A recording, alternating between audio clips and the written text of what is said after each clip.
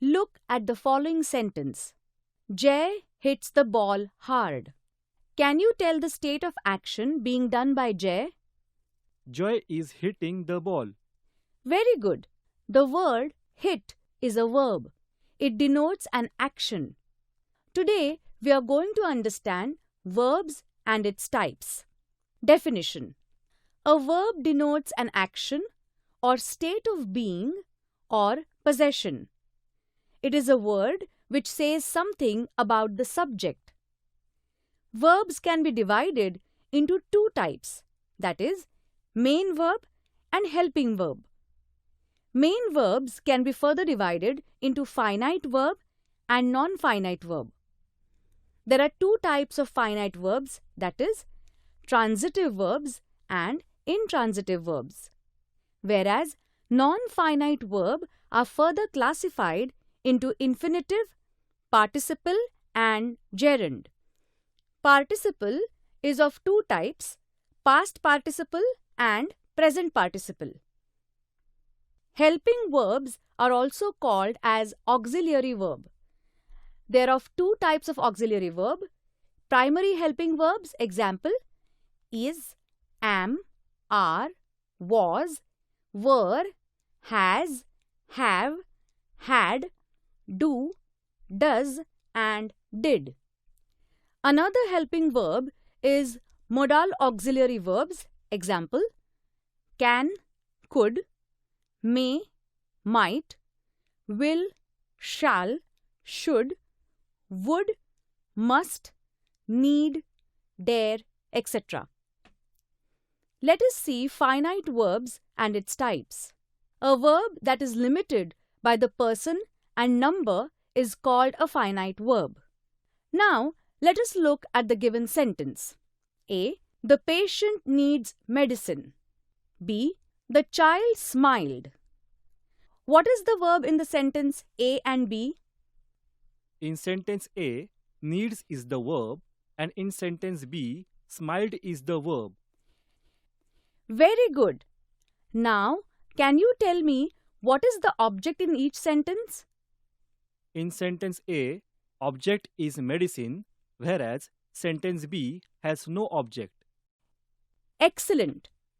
Those verbs in a sentence that require an object to complete its meaning are called as transitive verbs, whereas those verbs in a sentence that does not require an object to complete its meaning are called as intransitive verbs.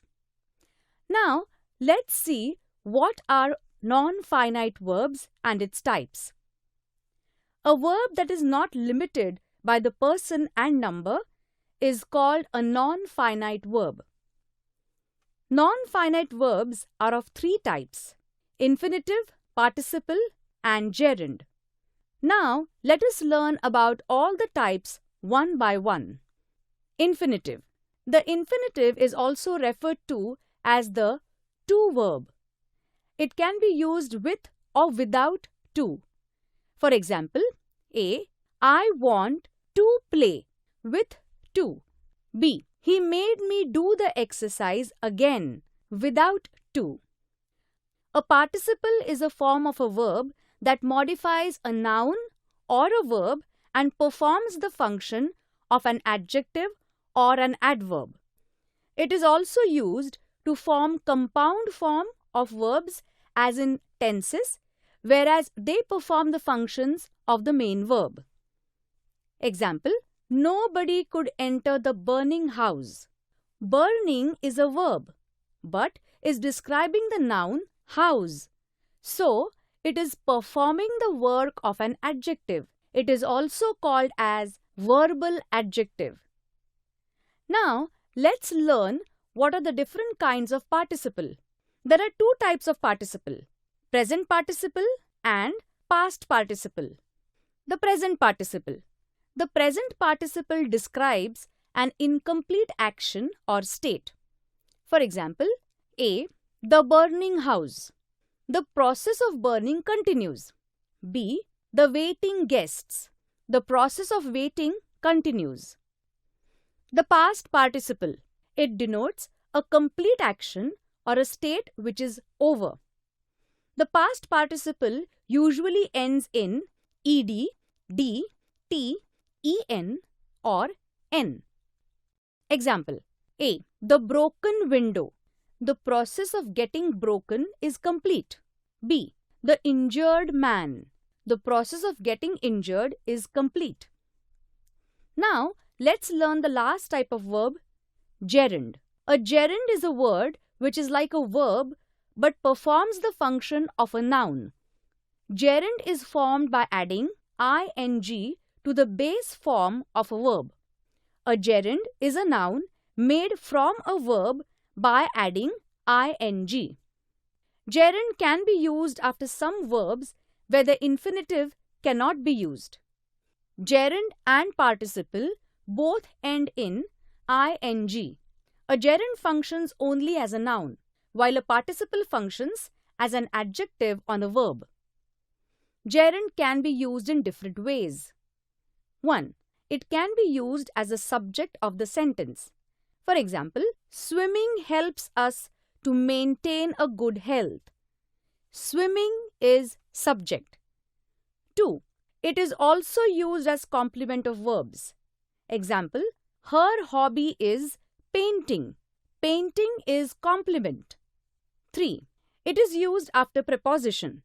For example, he was accused of smuggling. Of is preposition and smuggling is a gerund. 4. It is used with the verb. Example, I don't mind going there. Going is a verb. 5. It can be used in place of an infinitive. Example, A. Anu likes to play chess with her class teacher. B. Anu likes playing chess with her class teacher. In sentence A, to play is infinitive, and in sentence B, playing is gerund.